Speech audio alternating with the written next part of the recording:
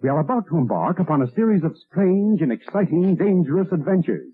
Adventures that will lead us to all parts of the world. Hello and welcome to another Bad Comic Review. This time we're looking at Pumpkinhead, issue 3. This is a 2018 miniseries from Dynamite, story by Cullen Bunn, main story art by Blacky Shepherd, backup by Kyle Strahm, colors by Arancia Studios, letters on both stories by Troy Peteri. I have cover A by Kyle Strahm, with colors by Greg Smallwood. Assistant editor was Kevin Kentner, associate editor Anthony Marquez, Matt Idelson, senior editor. Cover's okay, but it's kind of boring. Pumpkinhead looks cool, but the other figure is okay. So the cops are going out to try and find out what's going on and who's targeting the Bellworths. They've got a local drunk that is giving them some information, so they're heading out to the Kincaids to try and talk to people there. Well, unfortunately, Pumpkinhead's also on the way to deal with Clayton and the others, so they're hiding out at a mobile home park, but Pumpkinhead isn't alone. The other deadly sins are after him because they're jealous that he is summoned more often as the demon of vengeance, I guess. So they begin to fight with him while the others have little talks, and the sheriff tries to find out what's really going on. Well, not all of these deadly sins are after Pumpkinhead. There is at least one heading over to where the sheriff is, and that is obviously going to lead to some conflict, and somebody else may be caught in the crossfire as well. Overall, this was okay. It's a little weaker than the previous issue. These other demons